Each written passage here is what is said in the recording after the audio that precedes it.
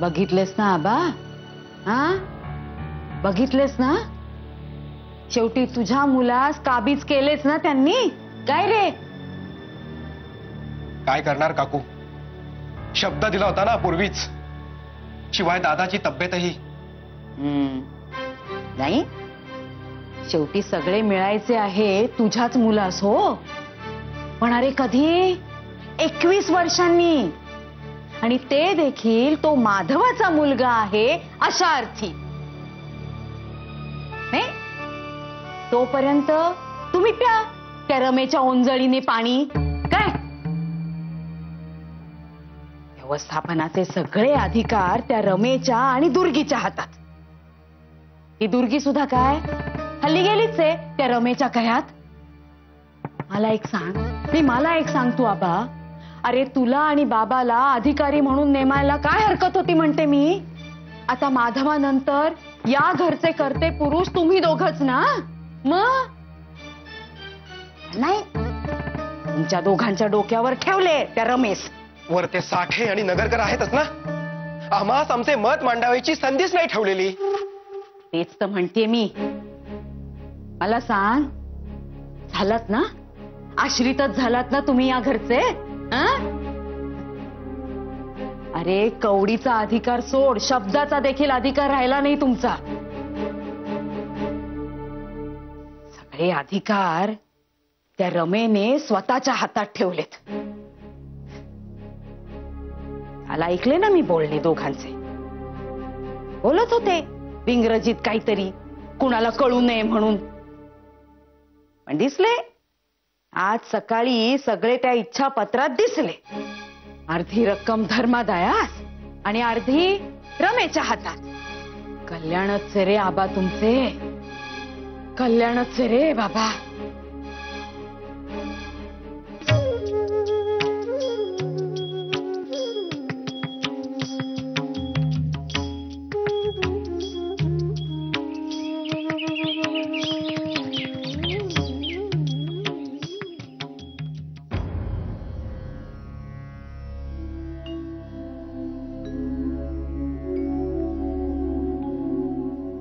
कमाल आहे हो या माधवाची. त्याने ते व्यवस्थापत्रक का काय तयार केले आहे ना, ते मला अगदी आवडले नाहीये. मी काय करू माई? सारखी अशी निर्वानिर्वीची भाषा करता आणि सहज बोलल्यासारखे दाखविता. मला तर हृदय दुभंगून जाईल असे वाटते. वाटते की आपणच सोडून जावे हे जग. तुम्ही अगो काय बोलते आहेस? अगो वेडी आहेस का तू? शांत शांत. अगो आपण सारे उपाय करतो आहोत ना. आणि तू तर सारखी माधवाच्या भोवती असतेस. त्याची औषधे देणे, पाठ चेपणे, पाय चेपणे. रात्री त्याच्या छातीत बांध बसतो तेव्हा किती खंबीरपणे करतेस तू सगळे. पण त्याचे डान्स आहे का काही? पाहिलेत ना सारखे कसे बोलत असतात.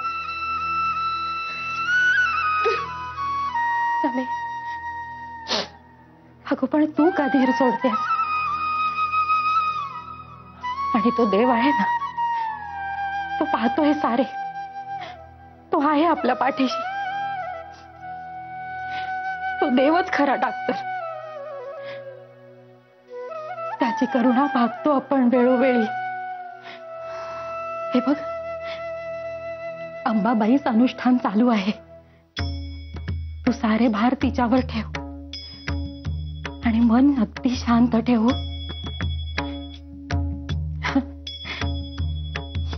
रमे, एक गोष्ट नेहमी लक्षात ठेव. तू माधवाचे बळ आहेस. तेव्हा काहीही झाले तरी तू खचता कामा नयेस. अगं तू इतकी हुशारीने वागतेस हे पाहून आम्हा साऱ्याच धीर येतो. तेव्हा आता डोळे पुस. गरजा लक्ष्मीने असे वेळी अवेळी रडणे बरे नव्हे. सगळे काही ठीक होईल.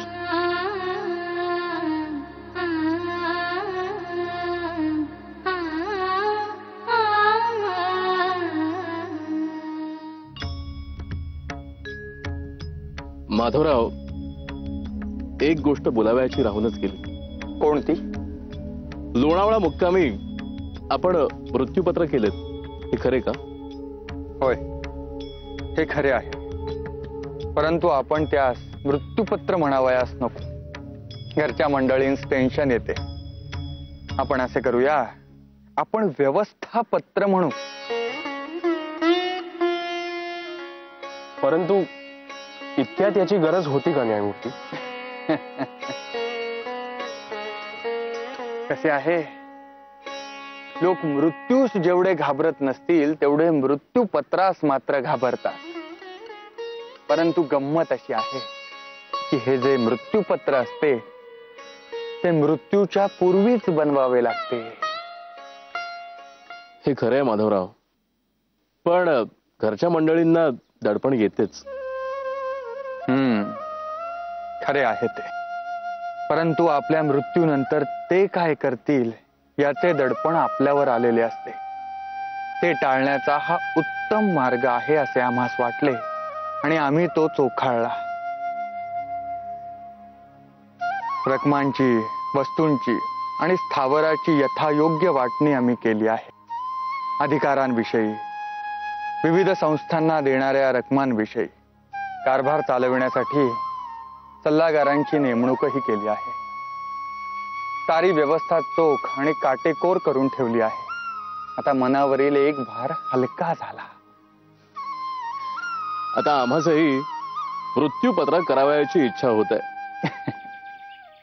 दादासाहेब, अहो व्यावहारिक दृष्ट्या सारे योग्यच आहे, परंतु त्यातील निर्वानिर्वीचे सूचन मात्र जिव्हारी लागणारे आहे. माधवराव, गोपाळराव सर्वार्थाने तुमचे शिष्य शोभतात खरे. त्यांचे हृदयही तुमच्यासारखेच कोमल आहे. घाबरू नकोस गोपाळ, आमचे राहो. परंतु आपले दादासाहेब मात्र 100 गाठल्याशिवाय राहणार नाहीत. जोक सपाट माधवराव, पण विशेष म्हणजे या निमित्ताने खूप दिवसांनी तुमच्या चेहऱ्यावरचे चिंतेचे मळप दूर झाले आणि निर्मळ हसू दिसले. आणि गोखले, या मृत्यूपत्राचे फार मनावर घेऊ नका. माधवराव, आपल्या समोरील कामाचा पसारा आणि स्वातंत्र्याची आस लक्षात घेता आपल्यासारख्या सर्वांना 100-150 वर्षाचे आयुष्य तरी लाभावयास हवे. होय, आपली माती पडली तरच पुढील पिढ्या स्वातंत्र्याची गोड फळे चाखावयास मिळतील. त्या फळांना ध्यासाचा गोडवा असेल.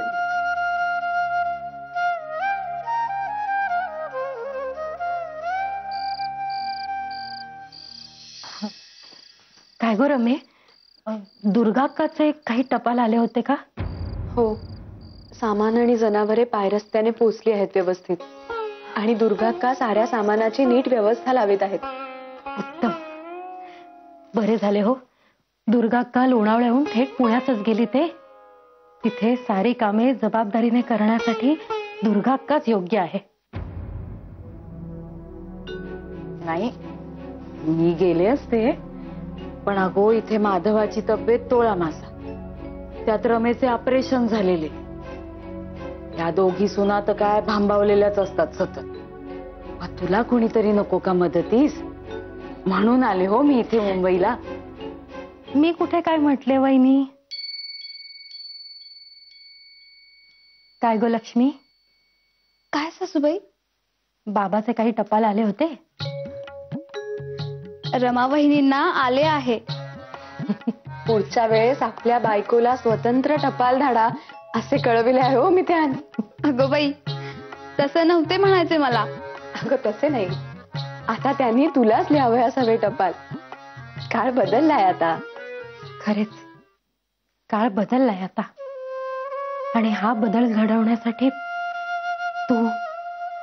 माधवा, सार्वजनिक काका, तुम्ही सारेजण खूप जटलात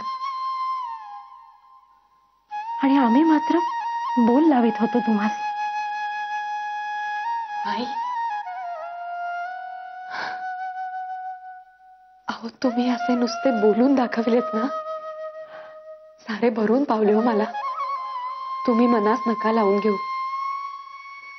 आणि तुम्हास असे वाटते आहे यातच सारे काही आले. आता उगाच जुन्या आठवणींनी टिपे गाळीत नका बसू. ज्याचा शेवट गोड ते सारेच गोड.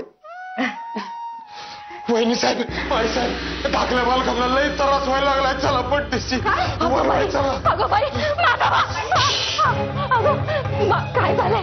अगं चल माधवा, माधवा, माधवा काय झालंय? अरे अरे कोणी आहे? माधवा, माधवा, पाणी घेऊन ये. पंखा आण ना लवकर. माधवा, पाणी घेऊन ये पटकन. हात जोड त्याचे. माधवा, माधवा, हे माधवा, रवी पाणी गोळी.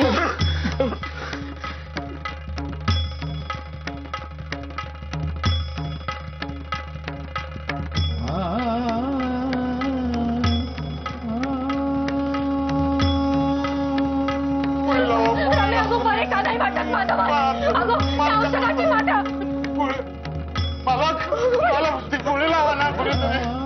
मी पाठवले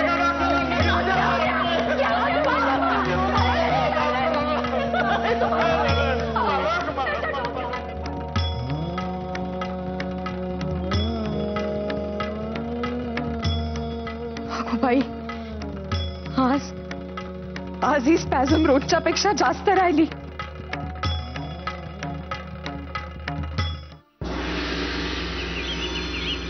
पहिली माझी ओवी, पहिला माझा नेम, तुळशी खाली राम पोथी वाची. उगवता सूर्य घाली किरीट ग किरणांचा, पाखरांसी फुटे वाचा झाडावरी. वा, छान वाटले हो सगुणा वहिनी. इतक्या दिवसांनी तुमच्या ओव्या ऐकल्या. असे वाटत होते की तुम्ही थांबूच नाही, ओव्या म्हणतच राहाव्यात. गंगू, मी तू सांगायचे ना नेहमी, ऐकलेस ना? वहिनी म्हणा ना आणखी एक. छे गो, काहीतरीच काय. अहो असे काय, म्हणा ना. अगो म्हण, गोड लागते हो अगदी कानात. म्हण. बरे. आम्ही चौघी ग बहिणी, चार डोंगराचे आड, खुशालीच पत्र धाड माझ्या भावा.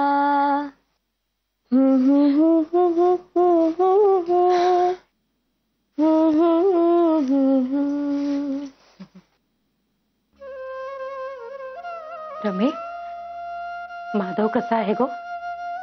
कालपासून खूपच बरे वाटते आहे. आता खेळता आहेत मुलांसोबत. खरेच? हो.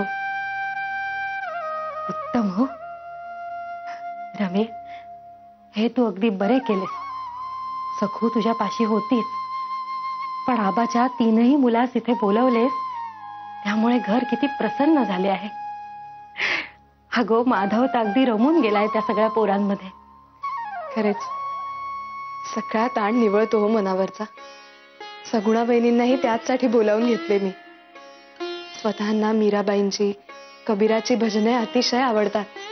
दुर्गाकांकडून नाही का म्हणून घेतात नेहमी. सगुणा बहिणींचा तर गळा इतका गोड आहे, तेव्हा त्याही म्हणत जातील भजने. म्हणाल ना हो बहिणी?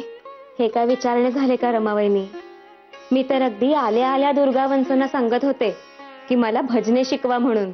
पाहिलेच रमे, अगदी कामसू आहे हो आपली सगुणा.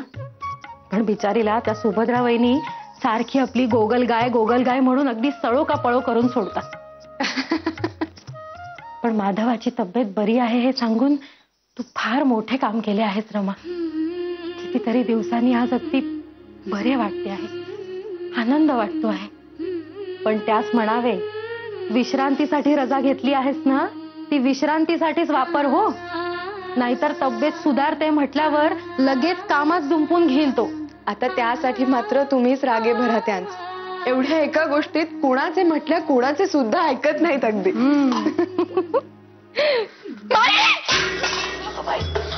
रमे, अगं काय झाले तरी काय? अगं अगं बाई, अरे देवा,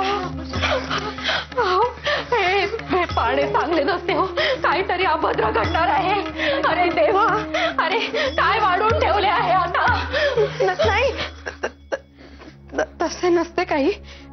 म्हणजे हा काही मोठा अपशकुन नव्हे, साधा पक्षासारखा पक्षी आहे ना. स्वतःचा तर अजिबात विश्वास नाही या साऱ्या. असं नसते काही. अरे देवा.